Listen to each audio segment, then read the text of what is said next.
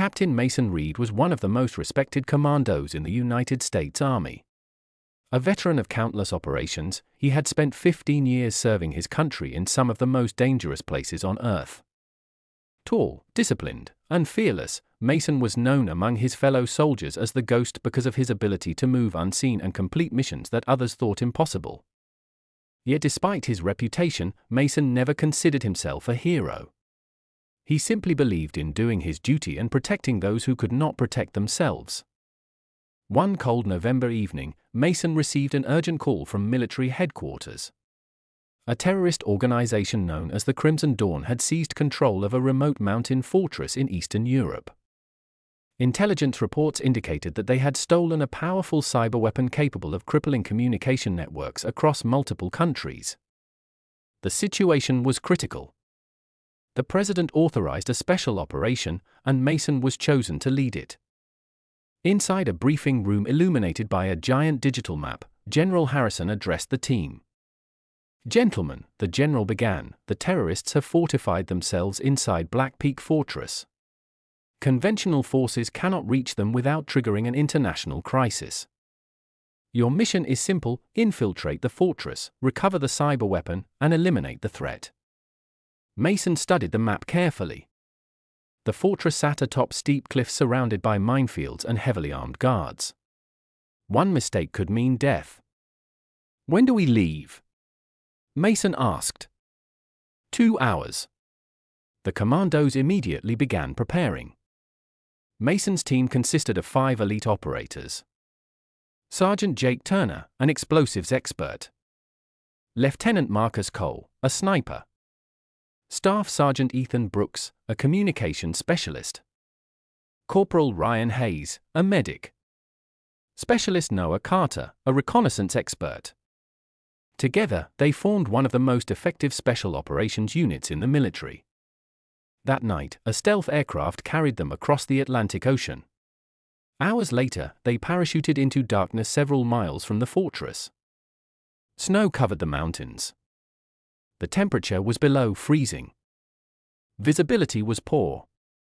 Perfect conditions for commandos. The team moved silently through the wilderness, avoiding enemy patrols and surveillance drones. At dawn, they reached the base of Black Peak Fortress. The fortress looked like something from another century, massive stone walls reinforced with modern technology. Cameras monitored every entrance, while armed guards patrolled continuously. Noah scanned the area through night vision binoculars. 27 guards visible. Probably twice that inside. Mason nodded. "Then let's not give them a reason to notice us." Using climbing gear, the team scaled a nearly vertical cliff that enemy forces believed impossible to climb. After a grueling ascent, they reached a maintenance tunnel leading into the fortress. Jake carefully disabled electronic sensors while Ethan hacked security systems.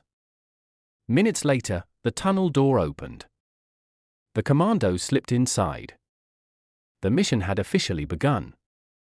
Deep within the fortress, the team moved through narrow corridors illuminated by red emergency lights.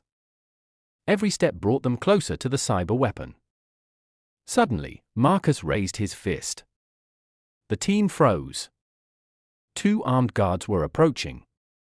Mason silently counted down with his fingers. 3, 2, 1. The commandos struck with lightning speed. Within seconds, both guards were unconscious and secured. No alarm sounded. The operation continued. After navigating the maze-like fortress, they finally located the control center. Inside sat a heavily armored server room containing the stolen cyber weapon. But there was a problem. Dozens of terrorists guarded the facility. A direct assault would be suicidal. Mason studied the room carefully before spotting an alternative. A maintenance shaft ran above the control center. It was risky, but it could work. The team crawled through the shaft until they were directly above the enemy positions. Mason whispered into his headset. "On my mark." He pulled a flash grenade from his vest. 3. The team prepared. 2. Weapons ready. 1. The grenade dropped. A blinding flash erupted below. The commandos burst through the ceiling. Chaos exploded across the room. Gunfire echoed. Enemy fighters scrambled for cover. Marcus eliminated threats from elevated positions while Jake deployed smoke grenades. Ryan moved between teammates, treating minor injuries. Within minutes, the terrorists were overwhelmed. The control center was secured. Ethan immediately began downloading the cyber weapons data onto an encrypted military drive. "Almost done," he said.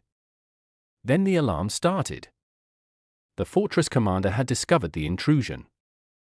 Hundreds of enemy fighters were converging on their location. "We've got company," Noah warned. Mason knew they had little time. The team fought their way through wave after wave of attackers. Bullets shattered walls. Explosions shook the fortress. Despite their training, the commandos were being pushed back. Finally, Ethan completed the download. "We got it." Mason smiled. "Then let's go home." The team headed toward the extraction point. But as they crossed a bridge connecting two sections of the fortress, disaster struck. An enemy rocket slammed into the structure. The bridge collapsed. Marcus and Ryan barely made it across. Jake and Noah were trapped on the other side. Enemy forces closed in rapidly. Without hesitation, Mason made a decision. "Get to the extraction helicopter," he ordered. "What about you?" Jake shouted. "I'm buying you time." Before anyone could argue, Mason charged toward the advancing enemy. Alone. He positioned himself behind fallen debris and opened fire. Wave after wave of terrorists attacked. Wave after wave fell. For nearly 20 minutes, Mason held off an entire battalion. His actions gave his team enough time to escape. Eventually, ammunition ran low. The enemy surrounded him. But Mason had one final plan. He noticed the fortress's fuel storage tanks nearby. Using his last explosives, he set a timer. As enemy fighters advanced, Mason activated the charges. A massive explosion erupted across Black Peak Fortress. Fireballs lit the mountains. The blast destroyed enemy equipment, ammunition depots, and command centers. The terrorist organization was shattered. Meanwhile, the surviving commandos reached the extraction helicopter. As it lifted into the sky, they watched the fortress burn in the distance. No one spoke. They all knew what Mason had done. Weeks later, a ceremony was held in Washington, D.C. Military leaders, government officials, and Mason's family gathered to honor his sacrifice. General Harrison stood before the crowd. Captain Mason Reed demonstrated extraordinary courage, selflessness, and devotion to duty. Because of his actions, thousands of lives were saved. The audience rose to their feet. A 21-gun salute echoed across the cemetery. Mason's young son looked up at the folded American flag handed to him. "Was my dad a hero?" he asked. General Harrison knelt beside him. "Yes," he replied. But not because he fought enemies. He was a hero because he chose to protect others, even when it cost him everything. And though Captain Mason Reed was gone, his legacy lived on, in the soldiers he inspired, the lives he saved, and the freedom he helped defend. His name would never be forgotten.